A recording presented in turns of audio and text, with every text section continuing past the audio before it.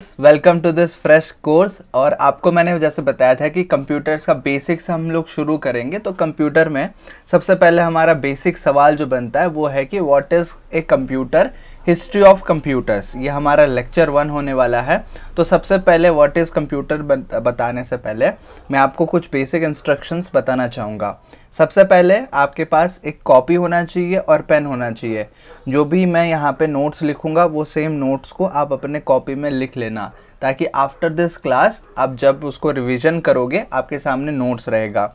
उसके अलावा ये जो पीडीएफ रहेगा, I will be sharing this PDF notes in the Telegram group. तो टेलीग्राम चैनल को आप ज्वाइन कर लेना, डिस्क्रिप्शन में उसका भी लिंक मिल जाएगा। साथ में गूगल क्लासरूम में भी मैं इसको शेयर कर लूँगा। और अगर आप लोग ज्वाइन नहीं किए हो तो गूगल क्लासरूम को भी ज्वाइन कर लेना, उसका भी लिंक और कोड डिस्क्रिप्शन में मिल जाएगा, GNFEFN3। ये जो लेक्चर है एक इंटरैक्टिव तरीके से हम लोग बात कर रहे होंगे, तो आपको लगेगा कि जैसे मैं आपसे ही बात कर रहा हूँ, मैं आपके साथ बैठ के ही गूगल सर्च कर रहा हूँ, आपके साथ बैठ के ही आपको सारा चीज़ मैं पढ़ा रहा हूँ। बहुत फ्रेंडली वे में मैं बात करूँगा आप सभी से। सो पेशेंस के साथ ये वीडियो को देखिए। स्लो लगता है, 2x का स्पीड आपके पास है, आप उसको एंजॉय कर सकते हैं।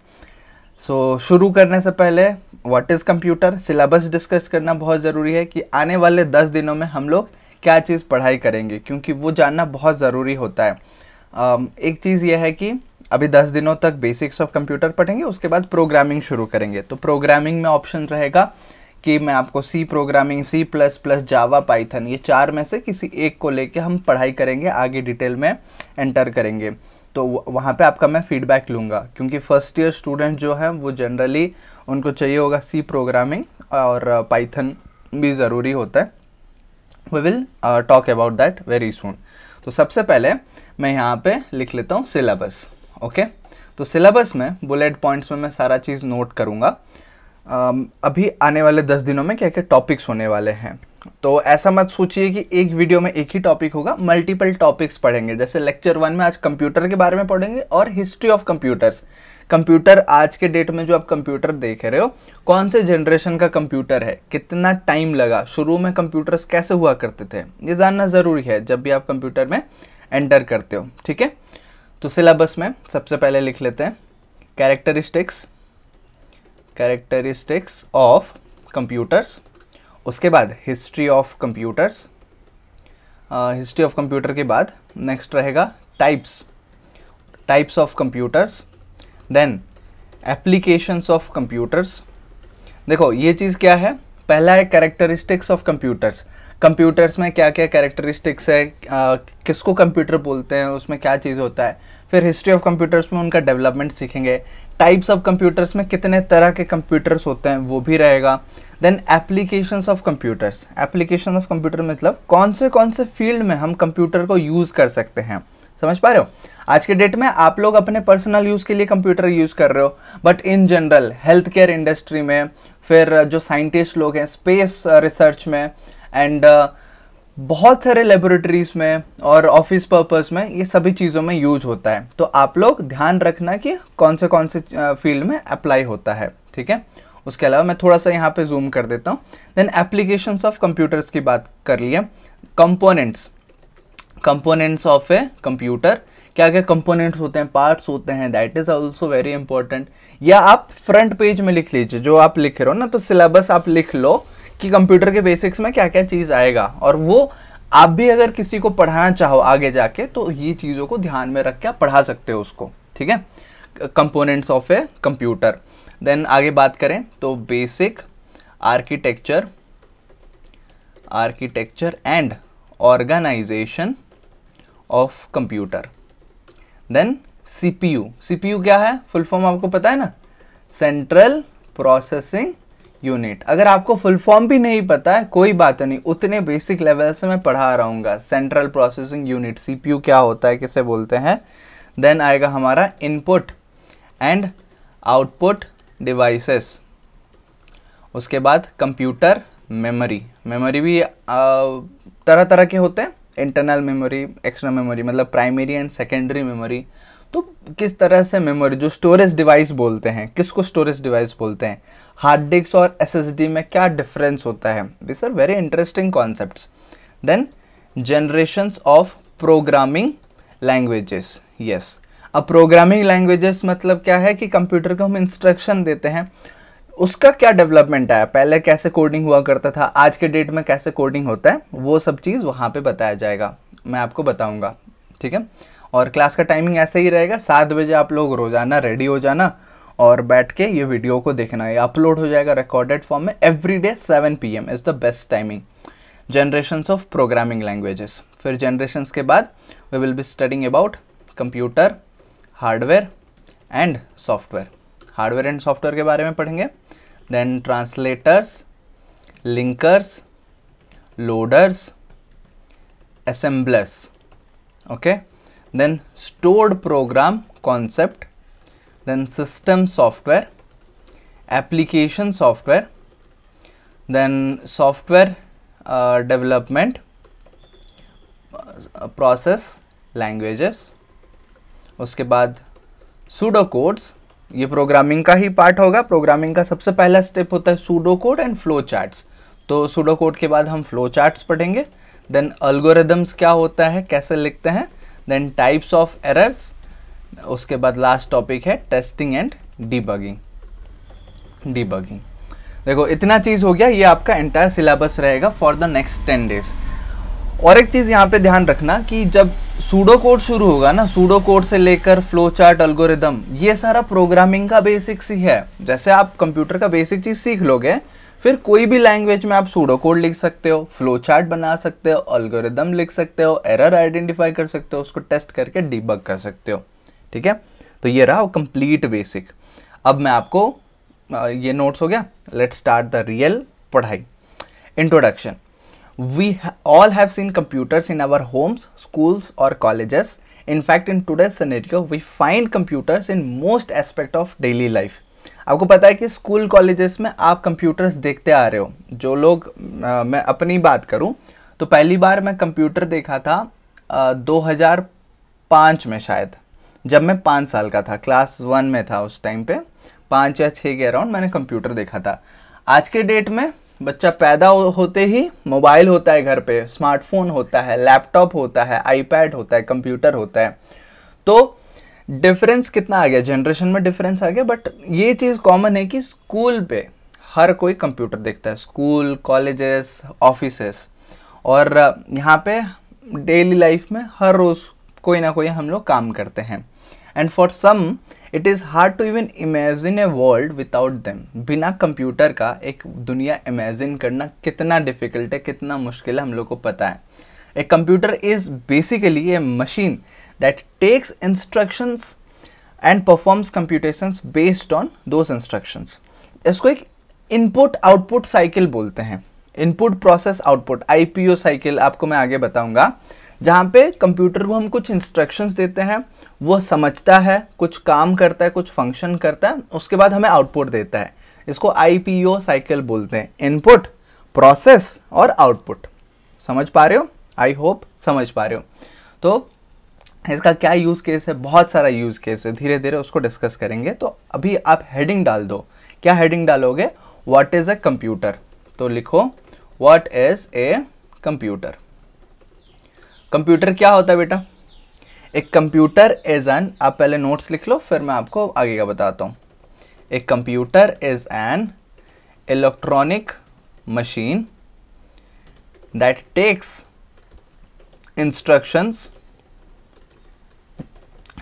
Instructions and performs computations based on those instructions.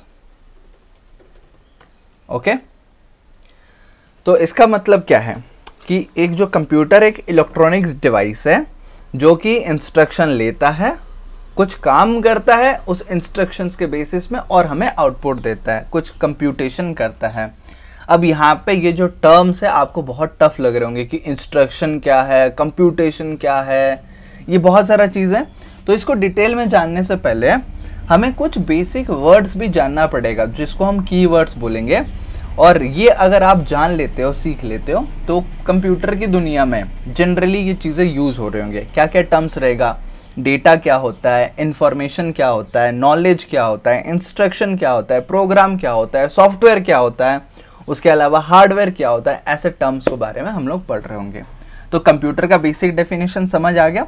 Computer means it is an electronic device that takes instructions, performs computations based on those instructions.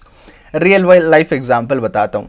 जैसे आपको एक वर्ड फाइल क्रिएट करना है, तो आप क्या करते हो, सबसे पहले आप स्टार्ट मेन्यू में जाओगे, वहाँ पे सर्च करोगे WORD, फिर एंटर करोगे तो वर्ड खुल के आ जाएगा। इसका मतलब क्या है कि वो एक ऐसा मशीन है जो कि इंस्ट्रक्शन लिया आपसे, आप वहाँ पे वर्ड सर्च किए तो आपसे वो इंस्ट्रक्शन लिया, फिर काम परफॉर्म किया कि वर्ड को वो ढूंढ के निकाला और फिर आपके सामने ओपन किया। सेम अगर आप पेंट में काम करते हो, कोई गेम खेलते हो, ओपन करते हो, ये सभी चीज़ वही इंस्ट्रक्शंस के बेसिस में काम होता है। समझ आ गया? तो बेसिक टर्म्स के बारे में अभी थोड़ा बात कर लेते हैं। तो बेसिक टर्म्स क्या क्या रहेगा, सबसे पहले शुरू करते हैं डेटा से। What is data? तो डेटा का डेफिनेशन रहेगा, data is a collection of raw facts और फिगर्स। समझ आ गया? देखो डेटा का मेन मतलब क्या होता है कि ये रॉ फैक्ट्स एंड फिगर्स का कलेक्शन है। मतलब कुछ भी इंफॉर्मेशन है, कुछ भी वैल्यू, जैसे 5 एक रॉ फैक्ट है, 23 एक रॉ फैक्ट है, देन सपोज न्यू दिल्ली एक रॉ फैक्ट है। इसमें कोई ऑर्गेनाइज तरीके से नहीं है, कुछ भी आप वहाँ पे डाल सकते हो, कोई फैक्ट हो गया, फिगर हो गया, ये सभी का कलेक्शन को बोलते हैं डेटा। बट इसको अगर थोड़ा सा प्रोसेस कर लेंगे उसको बोलेंगे इंफॉर्मेशन। तो डेटा और इंफॉर्मेशन में आप समझ पा रहे हो डिफरेंस क्या है। तो हमारा नेक्स्ट चीज़ रहेगा that is about the information. Information का मीनिंग क्या होता है, लिख लो आप, information comprises processed data to provide answers to who, what, where and when type of questions। देखो जो रॉ फैक्ट्स एंड फिगर्स थे वो तो डेटा था, जैसे मैं आपको 23 बताया, फिर आपको न्यू दिल्ली बताया, फिर आपको 5 बताया, तो ये चीज़ क्या है, इससे कोई मतलब नहीं बनता है। बट जब इसको प्रोसेस करेंगे, वो डेटा को प्रोसेस करेंगे, information comprises processed data to provide answers. ये डेटा को अगर हम प्रोसेस करेंगे तो हम ऐसे सवालों के जवाब दे पा रहे होंगे। हु, सपोज आकाश, हु पता चल गया, व्हाट एक कोई जगह का नाम है, वेयर है ना, व्हाट मतलब वो क्या है, कोई बिल्डिंग है, मॉन्यूमेंट है, या फिर ऑफिस है, स्कूल है, वो व्हाट का आंसर आप दे पा रहे होगे। वेयर मतलब न्यू दिल्ली मैंने बता दिया जैसे। फिर व्हेन कब हुआ, कौन से टाइम पे, आज हुआ, कल हुआ, 7 बजे हुआ, 10 बजे हुआ। तो वहाँ से हमें कुछ मीनिंग पता चल रहा होगा। हम कुछ सवालों के ऐसे WH क्वेश्चन ऐसे बोलते हैं ना, हु, व्हाट, वेयर, व्हेन, तो ऐसे WH क्वेश्चंस का हम लोग आंसर दे पा रहे होंगे फ्रॉम दोज डेटा, वो डेटा को प्रोसेस करके थोड़ा ऑर्गेनाइज तरीके से। समझ आ गया? गुड। अब आगे बात करते हैं अबाउट नॉलेज। नॉलेज क्या होता है, what is knowledge? Knowledge is the application of data and information to answer how part of the question।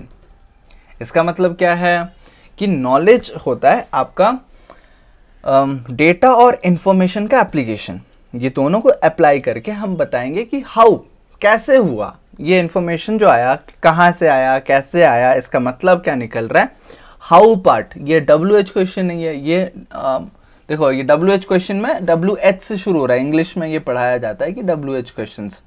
तो who, what, where, when type question के आंसर तो हम इंफॉर्मेशन से दे पाएंगे, इंफॉर्मेशन से हमें मिल जाएगा डेटा को प्रोसेस करके। बट डेटा और इंफॉर्मेशन को जब हम अप्लाई करेंगे, the application is known as to answer the how part of the question.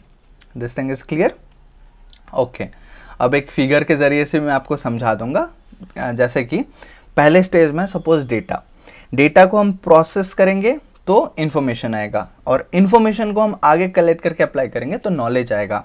तो आप ये चीज़ को लिख सकते हो। अगर मैं आपको ऐसे नॉर्मली ही बता दूं, डेटा है आपके पास, यहाँ पे लिखते हैं डेटा, हाँ, और डेटा को जब हम क्या करेंगे, प्रोसेस करेंगे, डेटा को जब प्रोसेस करेंगे, यहाँ से ये 2 ही सही है ना, 1 सेकेंड,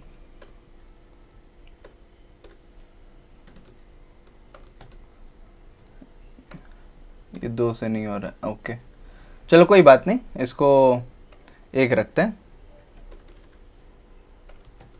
हाँ, डेटा है, डेटा को हम लोग प्रोसेस करेंगे तो क्या आ जाएगा, इंफॉर्मेशन आ जाएगा। तो इंफॉर्मेशन को जब हम कलेक्ट करके अप्लाई करेंगे, कलेक्टेड एंड अप्लाइड, इससे क्या आ जाएगा हमारा नॉलेज। तो do you understand the link between data, information and knowledge? Data raw facts and figures, information processed data, knowledge is application of data and information. एक एक word में सभी चीज मैंने आपको बता दिया। अब बात करते हैं नेक्स्ट पॉइंट की। Next point is about the instructions. What do you mean by instructions? Instructions का मतलब होता है commands given to the computer that tells what it has to do are instructions. मतलब जो आप कमांड देते हो, जैसे मॉर्निंग असेंबली में कोई कमांडर होता है, सावधान, विश्राम, जो चिल्लाता है वहाँ पे, तो वो कमांड देता है जिसके आवाज़ से, जिसके इंस्ट्रक्शन से काम करता है, जो उसके कमांड से पूरा मॉर्निंग असेंबली में जितने स्टूडेंट्स खड़े होते हैं वो सभी उसको ओबे करते हैं, उसको मानते हैं। सावधान बोलता है तो सावधान पोजीशन में खड़े हो जाते हैं, विश्राम बोलता है तो विश्राम की पोजीशन में, अटेंशन, स्टैंड एट ईज। तो वैसे ही आप कंप्यूटर को जो आप कमांड देते हो उसी को हम इंस्ट्रक्शन बोलते हैं। समझ आ गया? देखो मैं समझा देता हूँ यार, किसी भी तरीके से आपको अच्छा एग्जाम्पल देके समझा देता हूँ। अच्छा लगा एग्जाम्पल तो अभी ही तुरंत वीडियो को पॉज करके कमेंट कर लेना कि हाँ समझ आ गया सर, मॉर्निंग असेंबली तो हम भी जाया करते थे। चलो अब बात करते हैं प्रोग्राम्स की। प्रोग्राम्स का डेफिनेशन क्या होता है? A set of instructions in computer language is called a program. Okay, set of instructions यानी कि एक इंस्ट्रक्शन, फिर उसके बाद दूसरा इंस्ट्रक्शन, उसके बाद तीसरा इंस्ट्रक्शन, ऐसे कुछ 10-12 इंस्ट्रक्शन को मिला के अगर आप एक सेट बनाते हो उसी को हम बोलेंगे programme.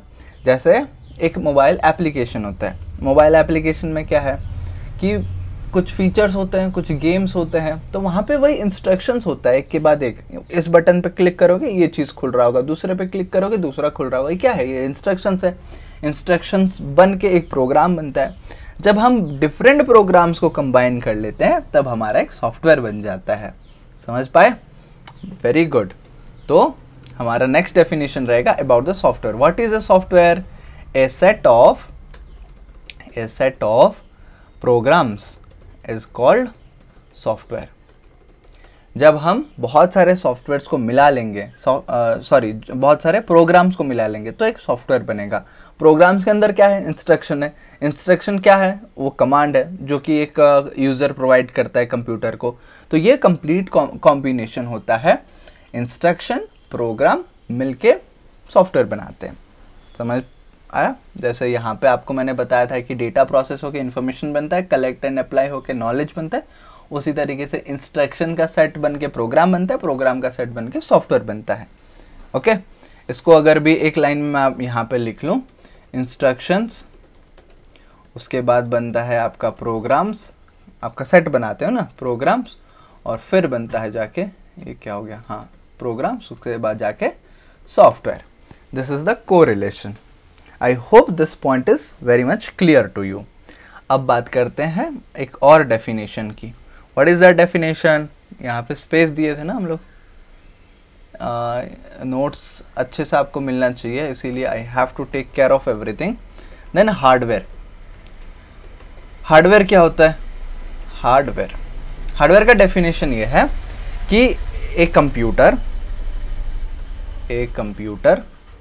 And all its physical parts are known as hardware. Computer क्या है? आप उसको देख सकते हो, उसको टच कर सकते हो, फिजिकल पार्ट है। तो जितने भी फिजिकल पार्ट्स हैं वो सारे हार्डवेयर में आते हैं। माउस को आप पकड़ सकते हो, वो एक फिजिकल पार्ट है। वेबकैम को आप छू सकते हो, वो फिजिकल पार्ट है, वो हार्डवेयर है। आप कीबोर्ड में टाइप करते हो, कीबोर्ड एक फिजिकल कंपोनेंट है, वो भी हार्डवेयर है। तो जो भी चीज़ कंप्यूटर और जितने भी फिजिकल कंपोनेंट्स है वो सारे हार्डवेयर में कंसिडर हो जाएंगे। समझ आ गया? Very good.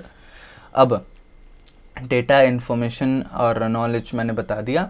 So these are the basic concepts. Computer के बारे में जान गए, और data, information, knowledge, instruction, program, software, hardware, everything we discussed very clearly.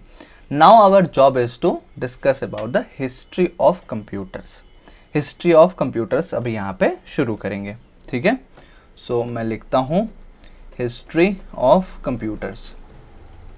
तो एक आदत रखते हैं यार कि ये हेडिंग वाले को हम पूरा ऑल कैपिटल कर लेंगे ताकि नोट्स में भी आपको हेल्प रहेगा, ठीक है. तो हिस्ट्री ऑफ कंप्यूटर्स इसको कर देता हूँ और इसके ऊपर हम लोग और एक चीज़ पढ़े थे, व्हाट इज़ कंप्यूटर, इसको भी ऑल कैप्स कर देता हूँ. व्हाट इज़ अ कंप्यूटर, यही था ना, हाँ, व्हाट इज़ अ कंप्यूटर. और फिर उसके बाद ये सारे पॉइंट्स को हमने डिस्कस किया, तब जाके हिस्ट्री ऑफ कंप्यूटर्स में आके हम लोग पहुँच गए. अब हिस्ट्री ऑफ कंप्यूटर्स में कितने जनरेशन्स थे, तो पूरे कंप्यूटर के जनरेशन्स को आप 5 जनरेशन में डिवाइड कर सकते हो. History of computers can be understood by looking into 5 generations. क्या क्या वो 5 जनरेशन है, एक एक जनरेशन बताऊंगा, उसके एग्जांपल्स बताऊंगा एंड उसका इमेज भी दिखाऊंगा आपको, लाइव गूगल पे लेके उसका इमेज दिखाऊंगा. सो सबसे पहले फर्स्ट जनरेशन की बात करते हैं. और हाँ, हर एक जनरेशन में क्या हुआ, कंप्यूटर जनरेशन का डेवलपमेंट मतलब कि विथ टाइम लोगों के दिमाग में नया नया चीज़ आया, नया आइडिया आया, उसके बेसिस में लोग काम करना शुरू किए. अच्छा, इसको थोड़ा सा मॉडिफाई करते हैं, कुछ नया चीज़ आता है, उसको थोड़ा और मॉडिफाई करते हैं, कुछ और चीज़ आता है. ऐसे मॉडिफाई करते करते उनके माइंड में जितना आइडिया आता गया और एक्सपेरिमेंट होते गए, साइंस एंड टेक्नोलॉजी डेवलप होता गया, तो उतने सारे फीचर्स ऐड करते गए धीरे धीरे. कितना बड़ा बड़ा कंप्यूटर हो रहा था, आप देख के शॉक हो जाओगे. अभी मैं लाइव दिखाऊंगा, अभी उस टाइम पे चलेंगे. उस टाइम पे ना मैं था ना आप लोग थे, बट हम लोग वो टाइम पे जाके वो चीज़ को आज के डेट में देख सकते हैं. With each new generation of computers, there had been advancement in computer technology. ये तो चीज़ मैंने आपको बता दिया. The circuitry became smaller with advanced speed, less consumption and power efficient. Okay? Power and क्या storage efficient मतलब क्या है, कम power consume होगा, ज़्यादा storage रहेंगे और less consumption रहेगा, power ज़्यादा consume नहीं होना चाहिए. तो चलिए डिस्कस करते हैं फर्स्ट जनरेशन की. यहाँ पे फर्स्ट जनरेशन कैपिटल हो गया, हाँ, फर्स्ट जनरेशन हमारा कब था, 1942 से लेकर 1955 तक था, ठीक है. और यहाँ पे हार्डवेयर टेक्नोलॉजी क्या यूज़ होता था, वैक्यूम ट्यूब्स होता था. मैं आपको नोट्स में बताऊंगा. तो यहाँ पे H1 करके लिख लेता हूँ, हार्डवेयर टेक्नोलॉजी. तो हार्डवेयर टेक्नोलॉजी वहाँ पे क्या यूज़ होता था, ये H1 हो गया, H3 हार्डवेयर टेक्नोलॉजी. ओके, तो हार्डवेयर टेक्नोलॉजी में फर्स्ट जनरेशन, आप नोट्स में लिख लीजिए, first generation computers were manufactured using thousands of vacuum tubes. हज़ारों से भी ज़्यादा वैक्यूम ट्यूब्स को यूज़ करके वो कंप्यूटर बनाया करता था. वैक्यूम ट्यूब्स क्या होता था, एक ग्लास का स्ट्रक्चर होता था. नहीं समझ आ रहा है, इमेजिन नहीं कर पा रहे हो, इसीलिए मैं यहाँ पे रेडी हूँ कि आपको मैं गूगल पे दिखाऊँ. इमेजेस पे चलेंगे, यहाँ पे वैक्यूम ट्यूब्स. तो वैक्यूम ट्यूब्स क्या होता है, देखो, ये एक ग्लास का स्ट्रक्चर ऐसे हुआ करता था. फ्रेजाइल ग्लास मतलब गिरेगा तो टूट जाएगा, बट इसी को हम लोग वैक्यूम ट्यूब्स बोलते थे. ऐसे वैक्यूम ट्यूब्स को यूज होकर कंप्यूटर बनाया जाता था. आप समझ पा रहे हो, सोच भी पा रहे हो कि ऐसे कंप्यूटर्स कभी बने होंगे, इसका कभी यूज़ हो रहा होगा. बट हाँ, ऐसे वैक्यूम ट्यूब्स यूज होते थे. कंप्यूटर्स की मैं बात करूँगा तो आपको समझ आ गया कि हार्डवेयर टेक्नोलॉजी में वैक्यूम ट्यूब्स यूज़ हुआ करता था. एंड इसी में अगर आप दूसरा पॉइंट भी लिखना चाहो, मैं बुलेट कर देता हूँ इसको, टर्न बुलेट, एक second, vacuum tubes turn bullet. हाँ, नेक्स्ट पॉइंट रहेगा कि vacuum tube is a device made of fragile glass. ये भी नोट्स में लिख लो.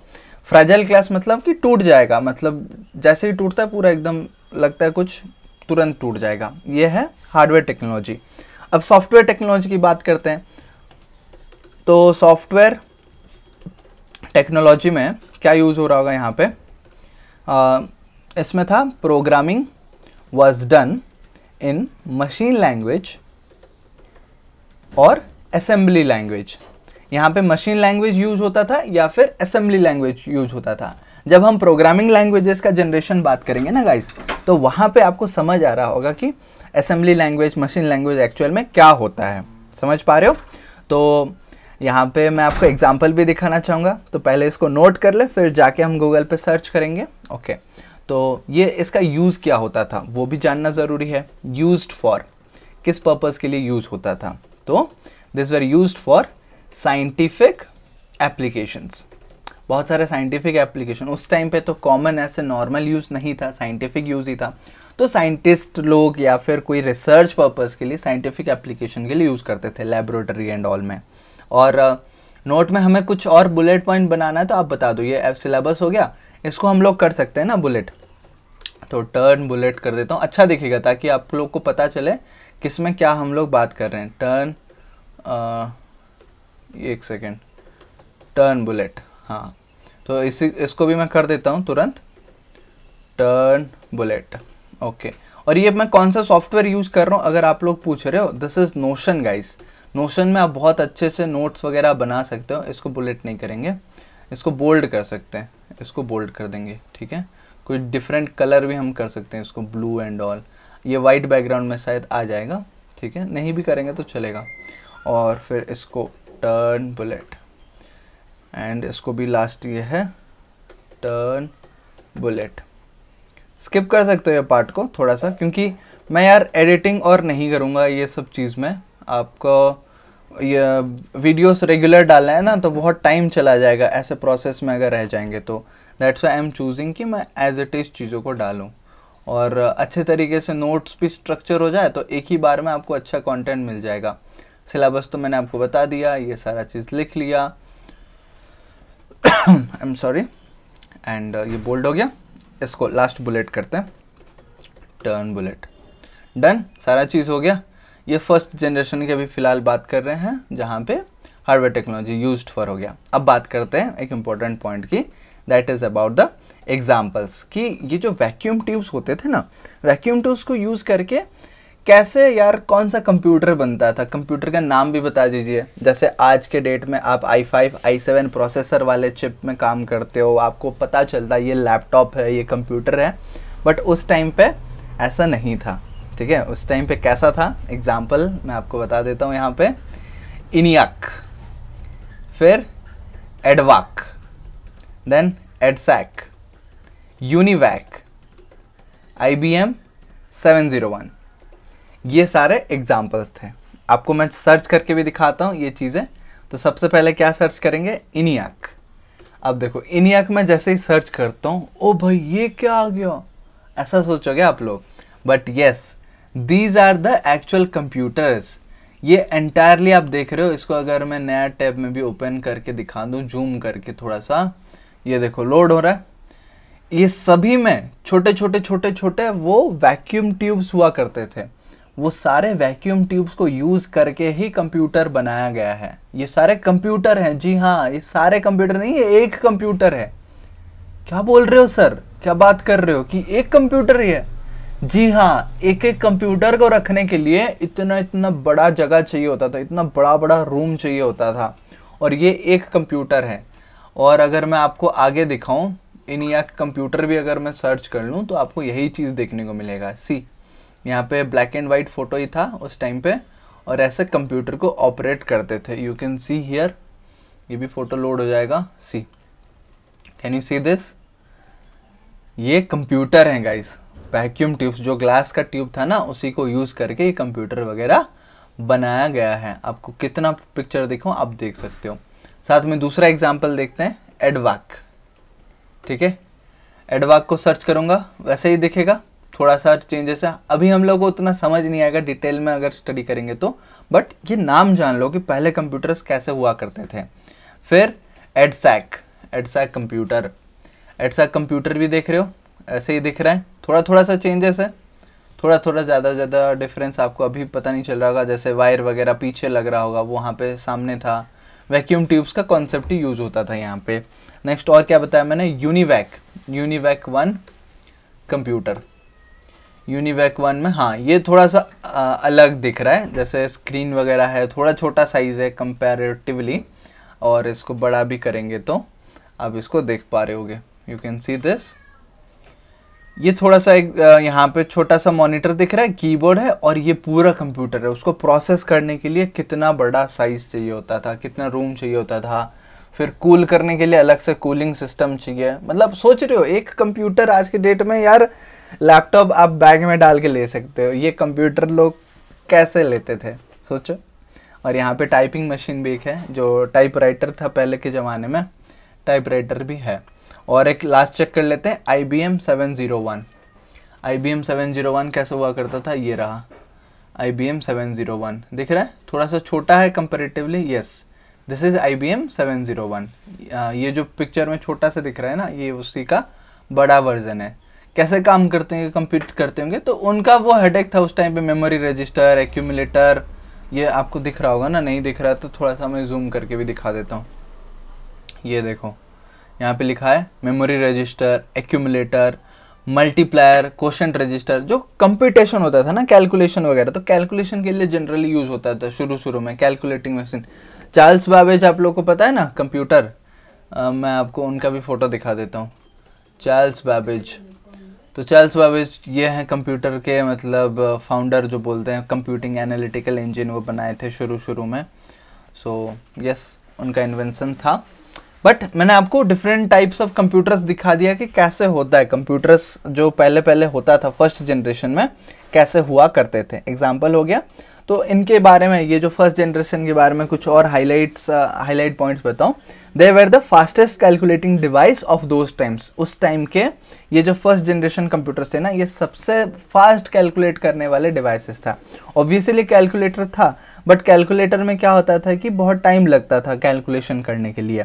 But these devices were able to process a lot of calculations. बहुत ज़्यादा भी अगर कैलकुलेशन दे दोगे तब भी वो उसको प्रोसेस कर लेते थे। Computers were too bulky and required a complete room for storage. रखने के लिए कंप्लीट कमरा चाहिए होता था, इतना बड़ा रूम चाहिए होता था इसको स्टोर करने के लिए। इसके अलावा highly unreliable as vacuum tubes emitted a large amount of heat and burned frequently. जो हीट जनरेट होता था ना वैक्यूम ट्यूब्स में, जो ग्लास वाला ट्यूब बताया था, इतना हीट जनरेट होता था कि काफ़ी बार वो हीट की वजह से वो जल भी जाता था, टूट जाता था, फट जाता था। तो हम लोग रिलाई नहीं कर सकते कि कोई कैलकुलेशन कर रहे हैं और बीच में फट गया तो फिर गया पूरा कैलकुलेशन, पूरा बर्बाद हो गया। तो फिर ये सारे अनरिलायबल थे। Then required air condition room for installation. AC room चाहिए वहाँ पे कूलिंग सिस्टम के साथ, क्योंकि इतना हीट प्रोड्यूस होता था। थोड़ा सा भी कैलकुलेशन आप करोगे तो उसको ठंडा रहना बहुत ज़रूरी था। देन कॉस्टली भी थे, ऑब्वियसली बहुत ज़्यादा खर्चा होता था। इतने बड़े रूम में इतने सारे वैक्यूम ट्यूब्स डाल के आप पूरा बना रहे होगे सब चीज़। डिफ़िकल्ट टू यूज़, ऑब्वियसली जो एक्सपर्ट नहीं होगा। आज के डेट में लैपटॉप, कंप्यूटर, मोबाइल कोई भी चला लेता है, बट पहले के टाइम में ऐसा नहीं था। Required constant maintenance because vacuum tubes used filaments that had limited life time. Vacuum tube के अंदर आपको मैं फिर से दिखा देता हूँ। वैक्यूम ट्यूब, यहाँ पे देखो, इसके अंदर क्या होता है, फिलामेंट्स होता है। जैसे एक बल्ब में होता है ना फिलामेंट्स, तो उसी तरह वैक्यूम ट्यूब में भी फिलामेंट होते हैं, जिसका लिमिटेड लाइफ टाइम रहता है। आप गर्म कर रहे हो, ठंडा कर रहे हो, जब ऑफ करोगे तो वो ठंडा हो जाएगा, फिर आप गर्म करोगे, ऑन करोगे तो गर्म हो जाएगा। तो गर्म ठंडा ऐसे होते होते आपका क्या होगा, विथ टाइम, ये लिमिटेड लाइफ टाइम है तो वो जल जाता था। तो जलने की वजह से क्या होता था, हमें मेंटेनेंस करना है, बार बार उसको चेंज करना पड़ेगा। Therefore, these computers were prone to frequent hardware failure. Hardware problems बहुत ज़्यादा हुआ करते थे उस टाइम पे। समझ आ गया? ये हो गया फर्स्ट जनरेशन ऑफ कंप्यूटर्स के बारे में। अब थोड़ा सा बात करते हैं सेकेंड जनरेशन ऑफ कंप्यूटर्स। तो मैं यहाँ से इसको कॉपी करके पेस्ट करता हूँ। अरे ये क्या हो गया, हाँ, फर्स्ट को मैं चेंज कर दूंगा सेकेंड जनरेशन। और इसका टाइम पीरियड क्या था सेकेंड जनरेशन का? It was from 1955 till 1964। Okay, सबसे पहले क्या था, 42 से 55, देन 55 से 64।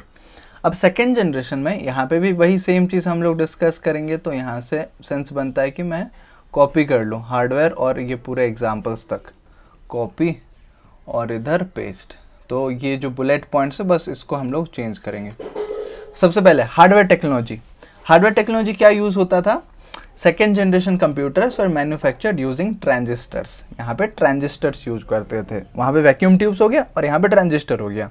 तो लिख लेता हूँ मैं, second generation computers were manufactured using transistors, then transistors were reliable, powerful, cheaper, smaller and cooler than vacuum tubes.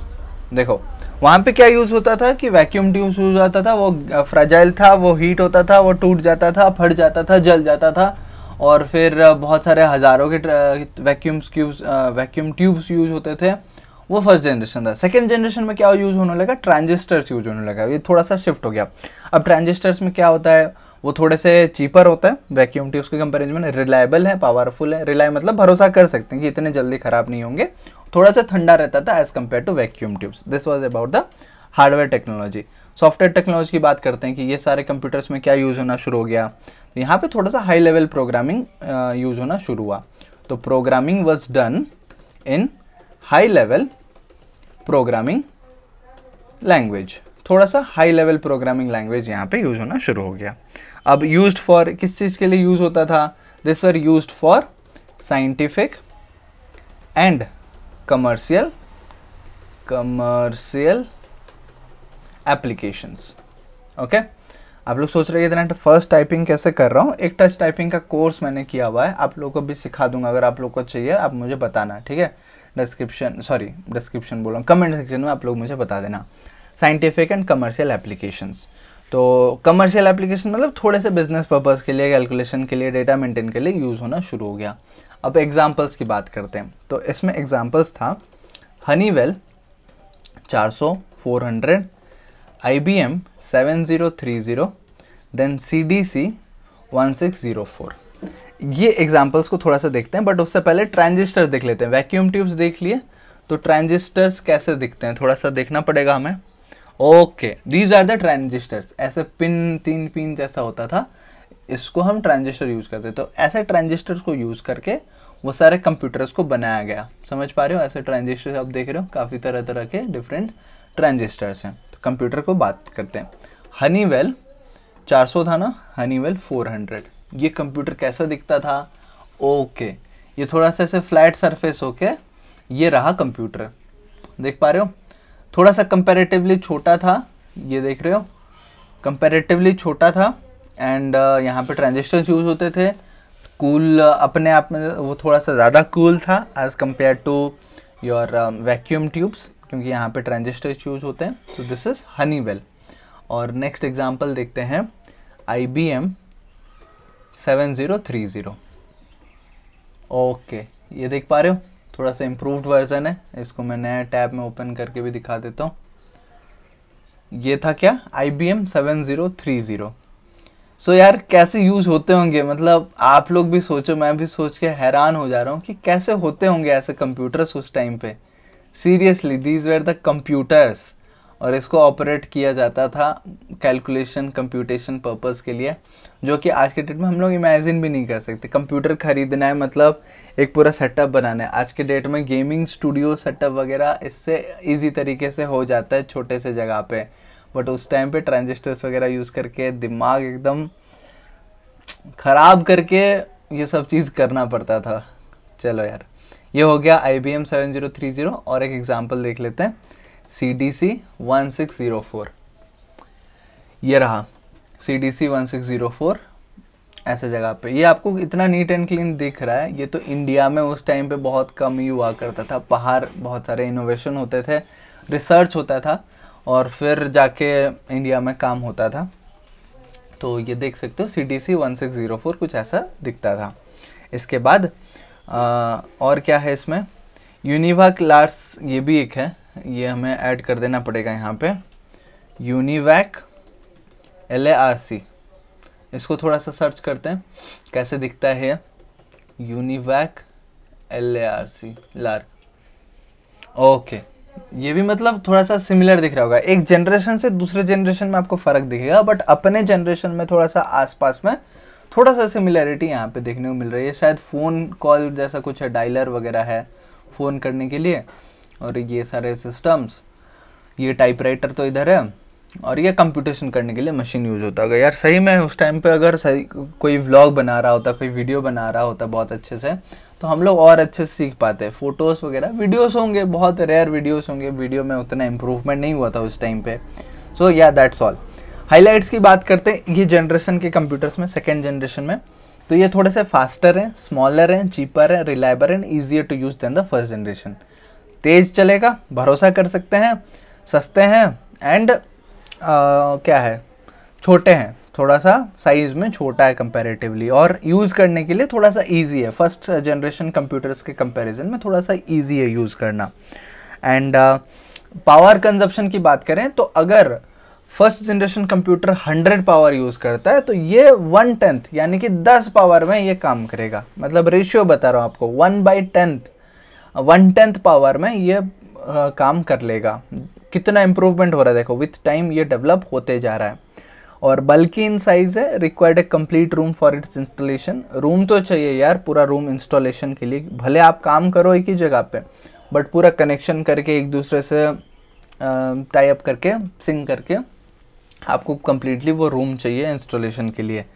Dissipated less heat than first generation computers but still required air condition room. भले गम बोल रहा हूँ, भले कम गर्मी वो output दे, कम हीट वो डिसिपेट करे, बट चाहिए तो एयर कंडीशन रूम ही यार, एसी रूम चाहिए इसके इंस्टॉलेशन के लिए। कॉस्टली है, मतलब पहले से सस्ता है बट फिर भी कॉस्टली है एक नॉर्मल यूज़ के लिए।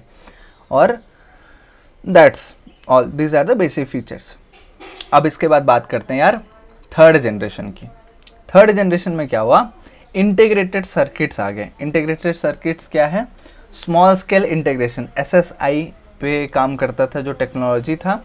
और यहाँ पे अराउंड 100 कंपोनेंट्स हुआ करते थे। फिर बाद में जाके जो यूज़ हुआ, थोड़ा सा इम्प्रूवमेंट हुआ, उसको MSI बोलने लगे, मीडियम स्केल इंटीग्रेशन। एक होता है SSI स्मॉल स्केल इंटीग्रेशन और दूसरा था MSI मीडियम स्केल इंटीग्रेशन।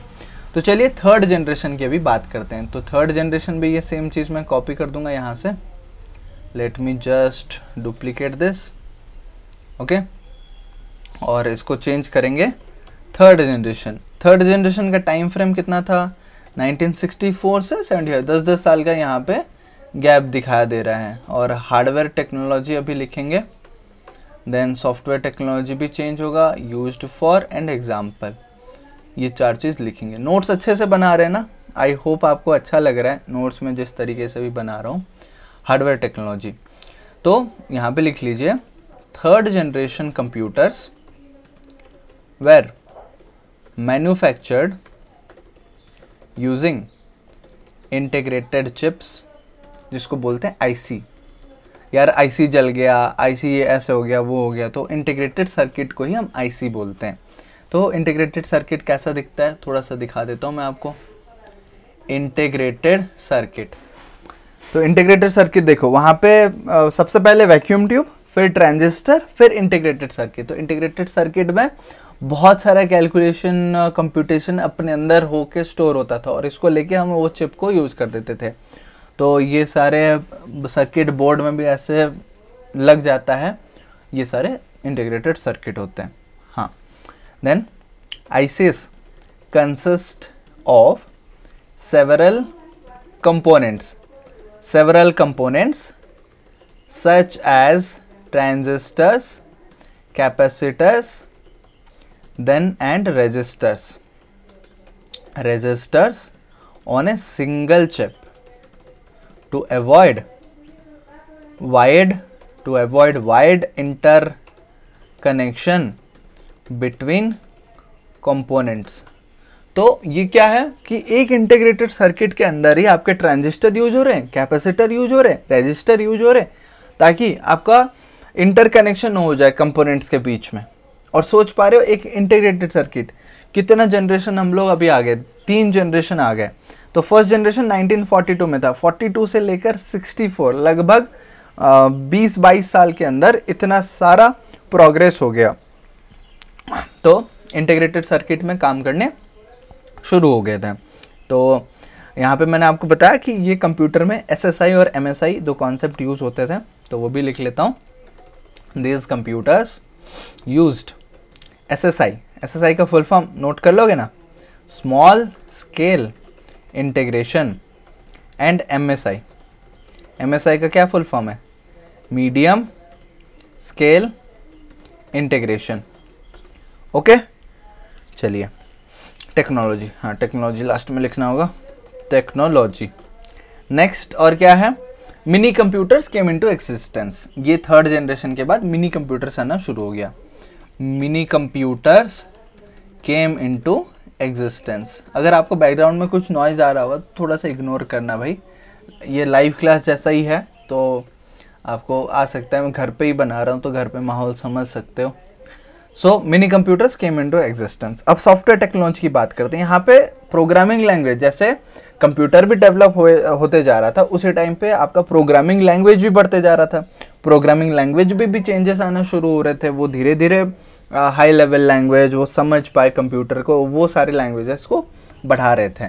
तो जैसे जैसे सॉफ्टवेयर भी बढ़ता जा रहा है और उसका यूज़ भी बढ़ता जाएगा, यूज़ केस भी बढ़ता जाएगा, तो programming was done in high level language, high level programming language such as, क्या क्या यूज़ होता था, Fortran, COBOL, Pascal and BASIC. ये सारे क्या है, ये सारे लैंग्वेजेस हैं, Fortran language, COBOL language, Pascal language and BASIC language. आज के डेट में भी कुछ जगह पे सिखाया जाता है, काम होता है, बट उतना यूज़ केस नहीं है, बहुत पुराने लैंग्वेजेस हैं। बेसिक लैंग्वेजेस मतलब यार आपको अगर मैं कोड एग्जांपल दिखाऊं, आप देख सकते हो बेसिक लैंग्वेज कोड, ठीक है।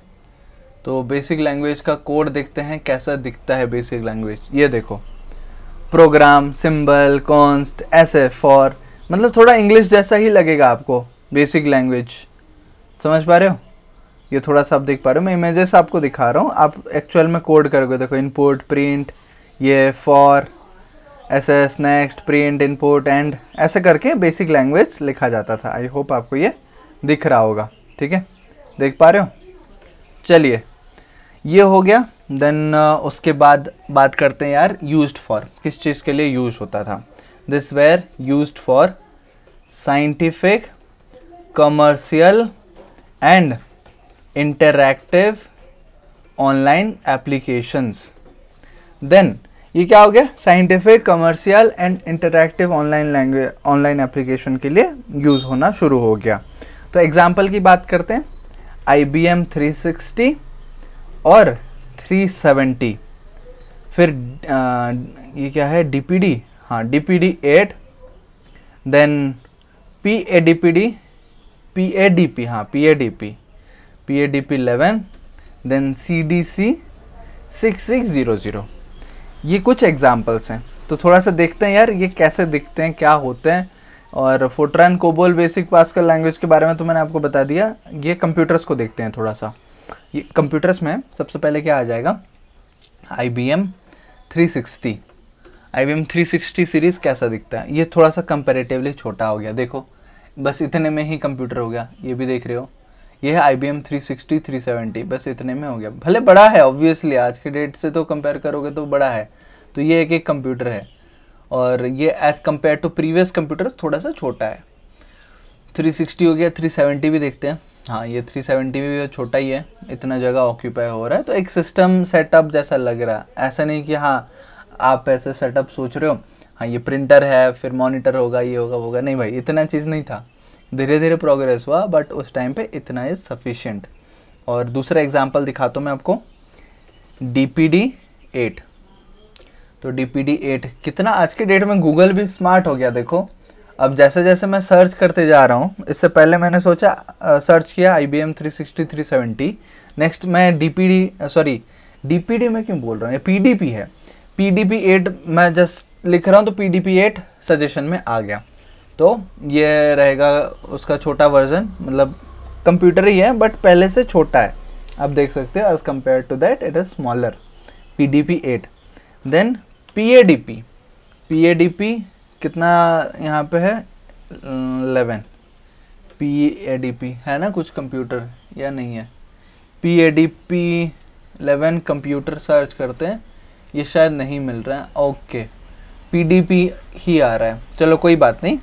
CDC 600 देखते हैं, CDC 6600 कंप्यूटर, ये रहा CDC 6600। ये भी कंपैरेटिवली छोटा है कि पूरा रूम यहाँ पे ऑक्यूपाई नहीं हो रहा है, और बल्कि इन साइज है, बट आधे रूम में भी काम हो जाएगा। समझ पा रहे हो मेरी बात? I hope this thing is clear to you. और देन आगे बात करते हैं यार इसके हाईलाइट की। ये जनरेशन के जो कंप्यूटर्स थे ना, इसके हाईलाइट क्या रहेंगे? ये थोड़े स्मॉलर हैं, चीपर हैं, रिलायबल है, इजियर टू यूज़ है, सेकंड जनरेशन, तो थोड़ा थोड़ा बेटर ऑब्वियसली होगा। वही पॉइंट होगा कि थोड़ा सा फास्ट रहेंगे, साइज में छोटा होगा, सस्ते रहेंगे, और भरोसा मतलब भरोसेदायक रहेंगे कि हम लोग उस पर भरोसा कर सकते हैं। That is the point of the third generation computers. Power consumption भी कम होगा, कॉस्टली रहेंगे, एयर कंडीशनर रूम तो चाहिए ही होगा, और but easier to use and upgrade. अगर आप इसको अपग्रेड करना चाहो तो ईजिली आप इसको यूज़ करके अपग्रेड कर सकते हो। So this is about the third generation. Video हो गया है लगभग 50 मिनट का ना, बट देखो यार ऐसे लंबे लेक्चर से क्या होगा, आपको समझ आ जाएगा ये सारी चीज़ों को। मैं लाइव करके दिखा रहा हूँ ना, सब चीज़ सर्च करके, आपको भी मज़ा आ रहा होगा। आई है गेस कैसा लग रहा है क्लास, आप लोग मुझे कमेंट में बताना यार। देखो लाइव आप लोग ऐसे टाइम पास में कभी बैठे हुए हो, मेरा वीडियो लगा दिए और अब देख पा रहे हो कि क्या क्या हम लोग सर्च कर रहे हैं, रिसर्च कर रहे हैं, सारे जनरेशन ऑफ कंप्यूटर्स की बात कर रहे हैं। अब बात करते हैं यार फोर्थ जनरेशन की, और 2 जनरेशन ही बचा है, फोर्थ और फिफ्थ जनरेशन। तो अभी हम लोग रिसेंट टाइम्स में आ जाएंगे। ये रहा 1975 से लेकर 1989 तक, ठीक है 1989। और यहाँ पे भी हमें ये डिलीट कर देना पड़ेगा, we have to delete this, और इधर भी ये कर लेते हैं। नेक्स्ट सॉफ्टवेयर टेक्नोलॉजी में भी we have to write new things. चलिए आप नोट्स बना रहे हो आई गेस, वरना फिर टेलीग्राम ज्वाइन करना, टेलीग्राम पे भी नोट्स हम लोग बात कर रहे होंगे। चलिए अबाउट द फोर्थ जनरेशन। अब फोर्थ जनरेशन में क्या होता है कि आईसी तो यूज़ होता था, बट यहाँ पे थोड़ा सा लार्ज स्केल इंटीग्रेशन आ गया। पहले जनरेशन में आपने देखा 2 चीज़ था, एक था SSI और एक था MSI, स्मॉल स्केल इंटीग्रेशन और मीडियम स्केल इंटीग्रेशन।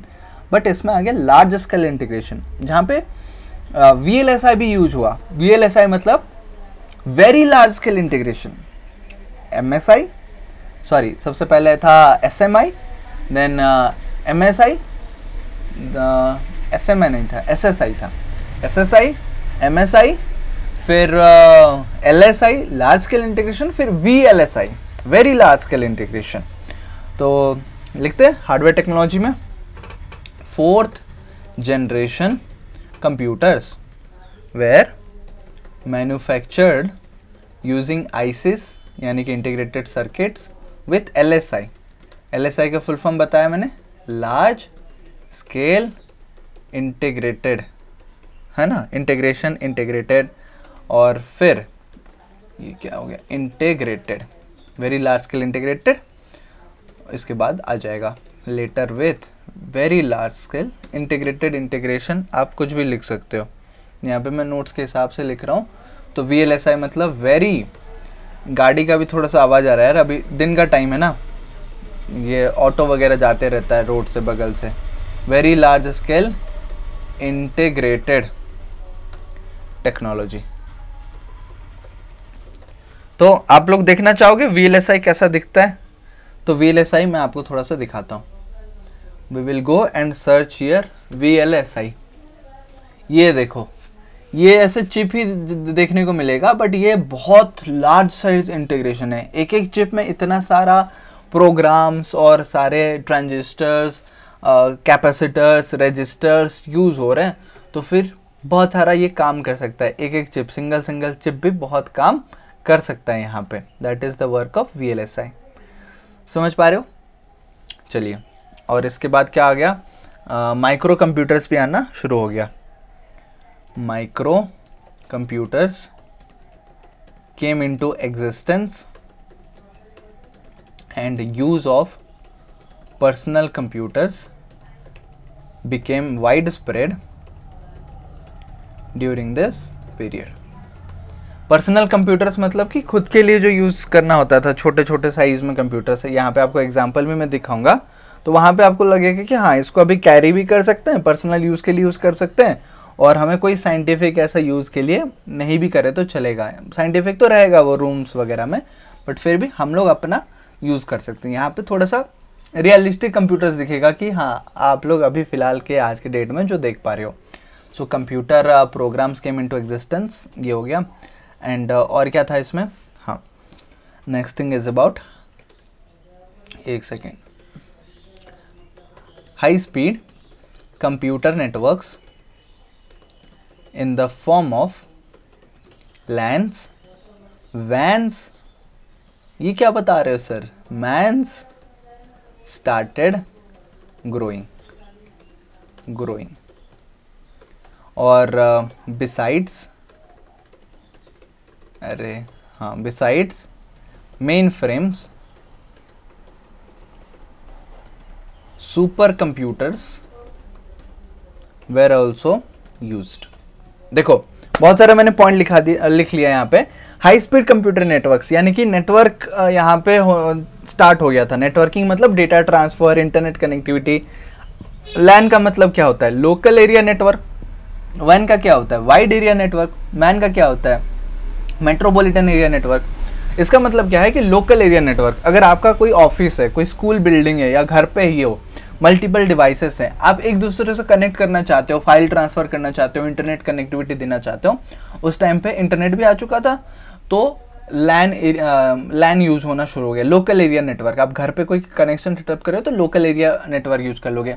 एक सिटी में कर रहे हो या फिर एक बिल्डिंग में पूरा कर रहे हो तो वाइड एरिया नेटवर्क भी आप कर लोगे। मेट्रोपॉलिटन एरिया नेटवर्क मतलब सिटी टू सिटी या एक सिटी के अंदर, उसको बोलेंगे मैन।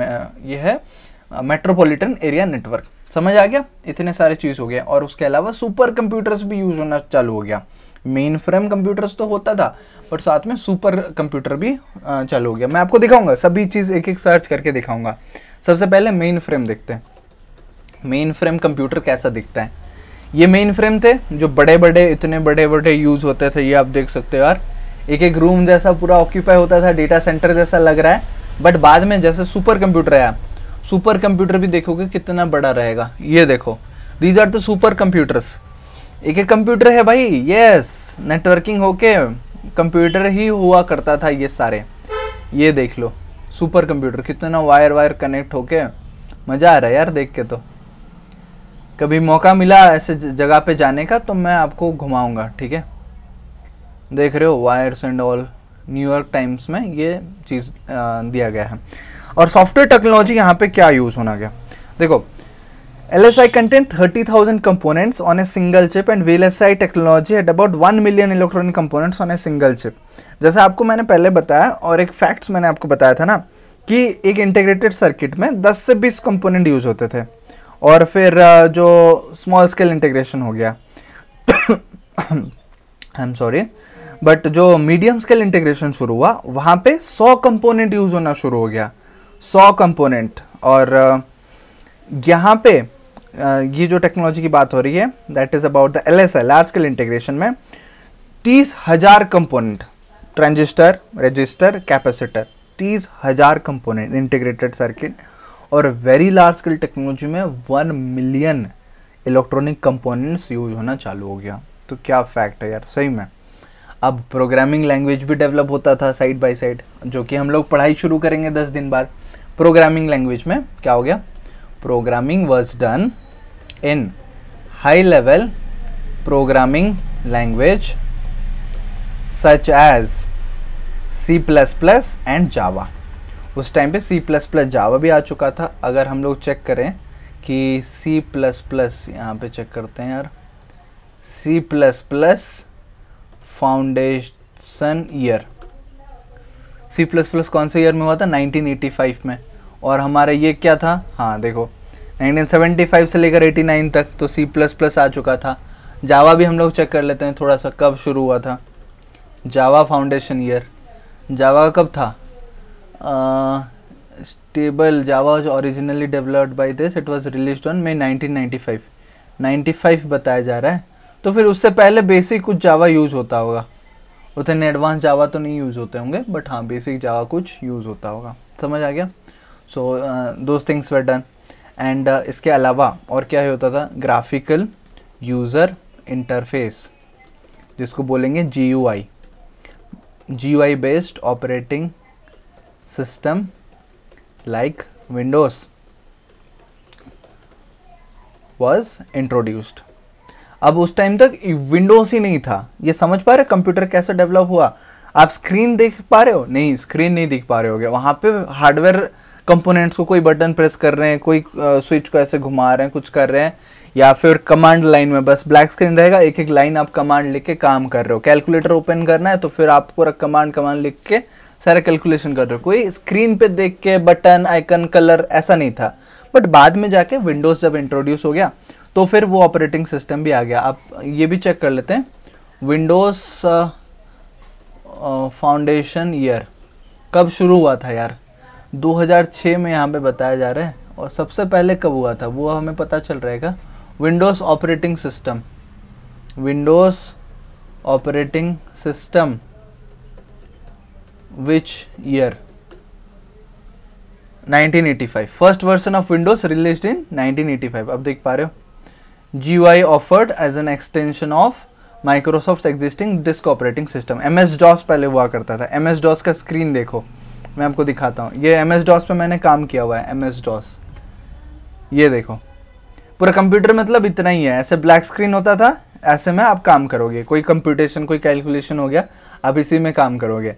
फिर धीरे धीरे आया विंडोज़ का जो ऑपरेटिंग सिस्टम है, और वहाँ पे जाके माइक्रोसॉफ्ट विंडोज़, पहले MS-DOS होता था, तो धीरे धीरे ऐसे हो गया XP, फिर विंडोज़ 7, 2006, 7, फिर 2008, ऐसे बहुत सारा हुआ यार।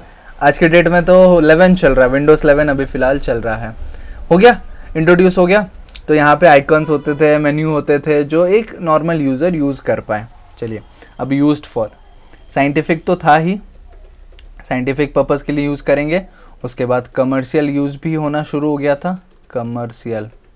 देन उसके बाद interactive online and network applications. समझ आ गया? एग्जाम्पल्स देखना बहुत ज़रूरी है। IBM PC, एप्पल 2, एप्पल भी लॉन्च कर लिया था अपना कंप्यूटर, शायद चेक करेंगे उसको भी। TRS-80, VAX 9000, Cray 1, then Cray 2, Cray X, MP। Okay, ये हो गया। ये क्या हो गया? एम्पलीट्यूड क्या हो गया? एक सेकेंड यार, इसको डिलीट करते हैं, ये /MP। हाँ, Cray X और MP, इसको थोड़ा सा सर्च करते हैं कि कैसा दिखता है ये सब चीज़ें। सबसे पहले क्या बताया? IBM PC। IBM PC कैसा दिखता है? ये आ गया, देखो, दिस इज़ फाइनली ये PC। अभी कंप्यूटर जैसा दिख रहा है। हाँ, उस टाइम पे ना मॉनिटर होता था, ना ऐसा कोई कीबोर्ड होता था। शुरू में कुछ कंप्यूटेशन करने के लिए कुछ करके हो गया। और इसके बाद आ गया एप्पल 2। एप्पल 2 देखते हैं, ये रहा एप्पल 2। एप्पल का पहला कंप्यूटर होगा शायद ये, फर्स्ट एप्पल कंप्यूटर कब रिलीज हुआ था? 1976। ये हमारा वही जनरेशन है, 1975-76 फोर्थ जनरेशन। ये देख रहे हो, this was Apple 1 computer. Apple 1, फिर एप्पल 2। रिलीज ईयर की बात करते हैं, 1976, 1 अप्रैल, Los Altos, California, United States. ठीक है, ये हो गया था एप्पल भाई।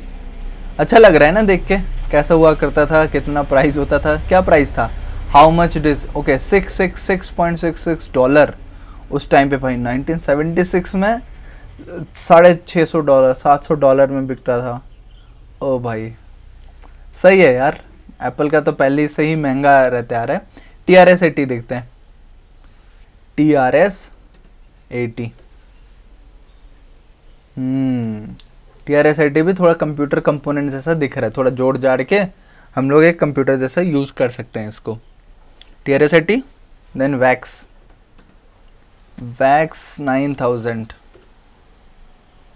ओके वैक्स 9000 भी ये एप्पल 2 जैसा स्क्रीन पे दिख रहा है क्या?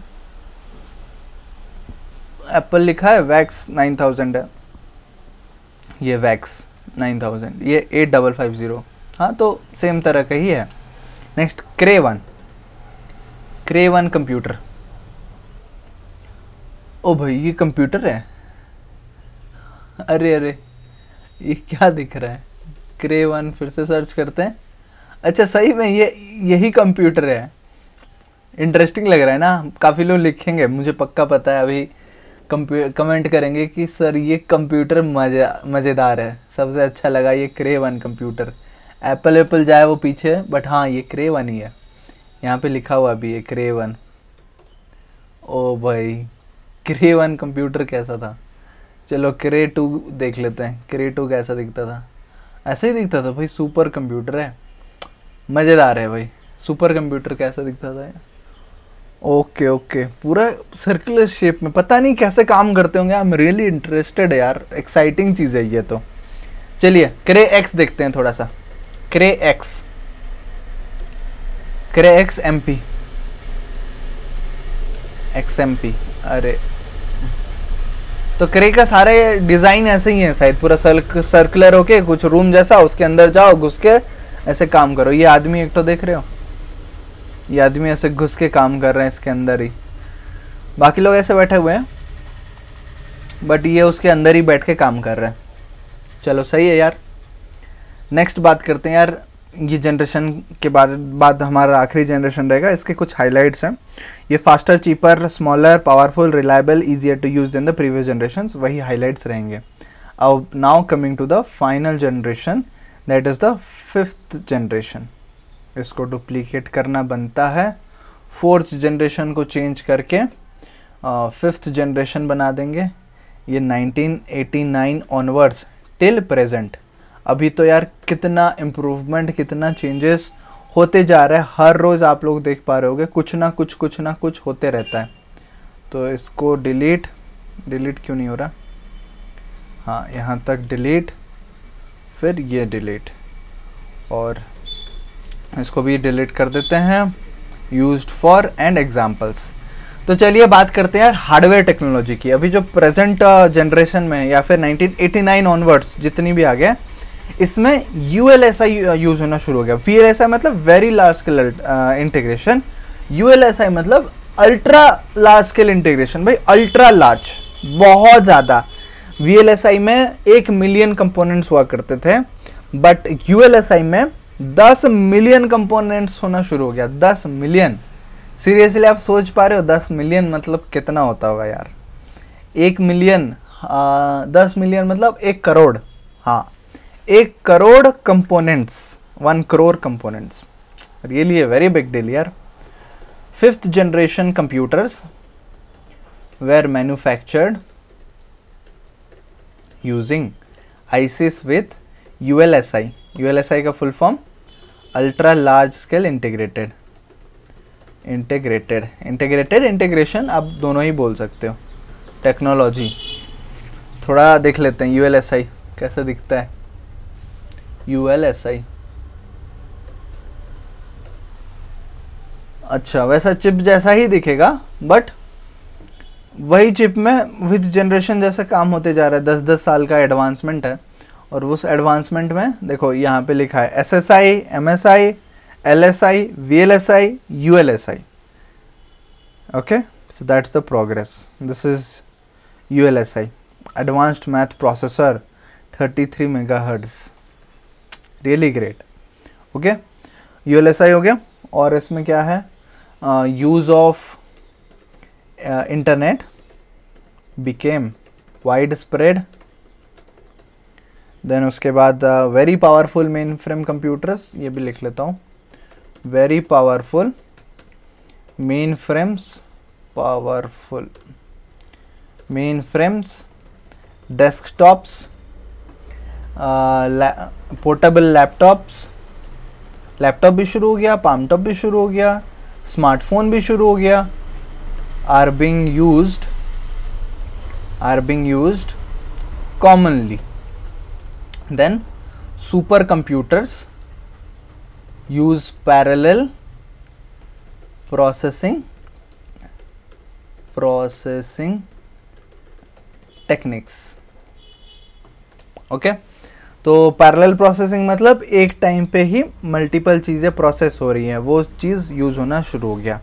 अब यहाँ पे टेक्नोलॉजी की मैंने बात किया था, टेक्नोलॉजी में क्या यूज़ होगा, अभी लैंग्वेजेस और डेवलप हो गए, ये 89 ऑनवर्ड्स जितने भी नए लैंग्वेजेस हैं सभी में काम होना शुरू हो गया।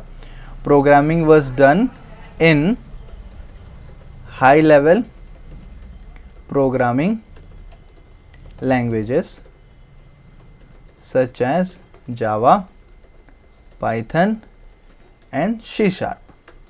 ओके बेटा, तो ये हो गया हमारा टेक्नोलॉजी। अब यूज्ड फॉर किस चीज़ के लिए यूज होते थे? Scientific, commercial, interactive, online, multimedia. Multimedia में क्या आता है? Graphics, audio, video.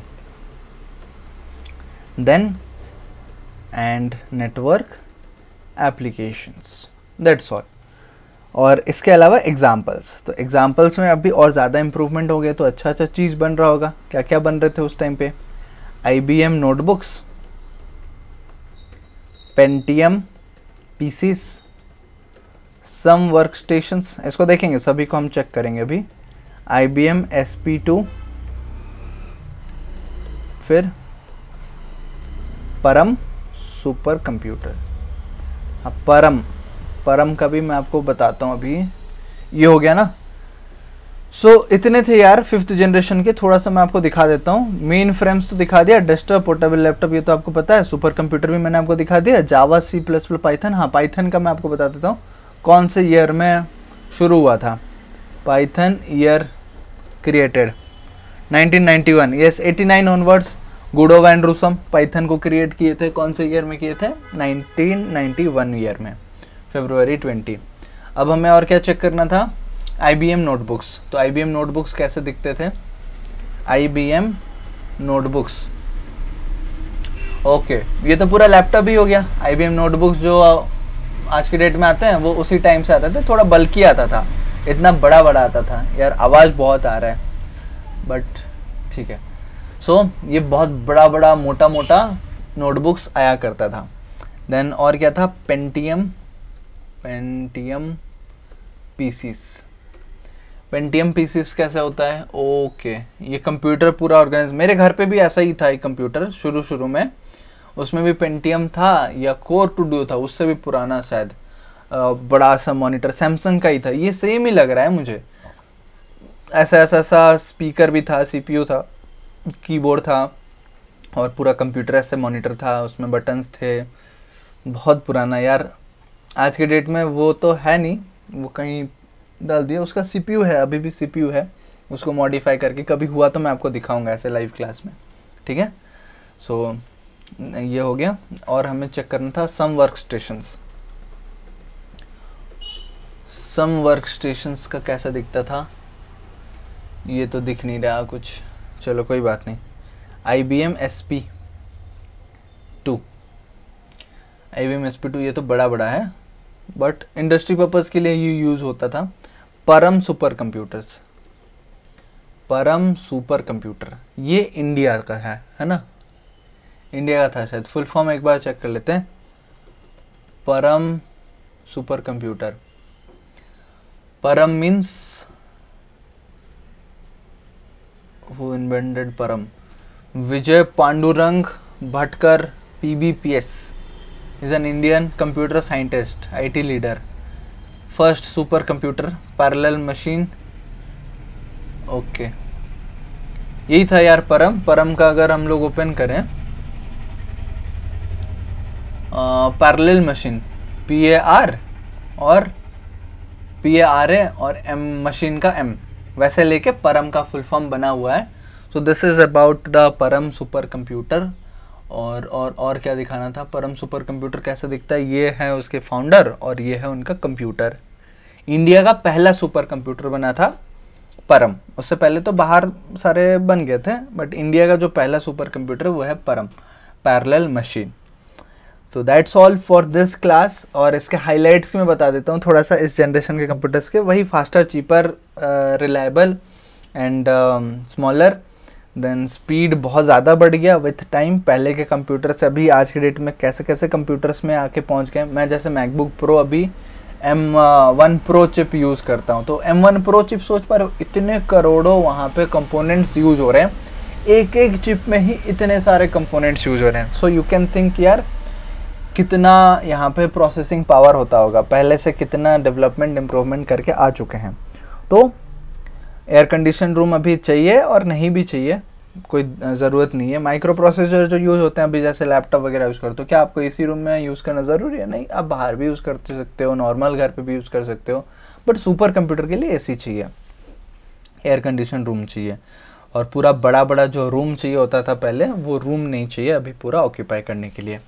I hope आपको समझ आ गया। और अगले वीडियो में, अगले क्लास में हम लोग बात करेंगे about the characteristics of computers, की स्पीड, एक्यूरेसी, ऑटोमेटिक, फिर intelligence, versatile, memory, no IQ, economical, ये सब चीज़ का क्या मीनिंग होता है, और उसके साथ क्लासिफिकेशन, कंप्यूटर को कैसे क्लासिफाई किया गया है। जो सुपर कंप्यूटर, मेन फ्रेम की मैं बात कर रहा था, मिनी कंप्यूटर्स, माइक्रो कंप्यूटर्स, ये सभी चीज़ मैं आपको समझाऊंगा उस वाले क्लास में। तो मिलते हैं अगले क्लास में, तब तक all the very best and जय हिंद।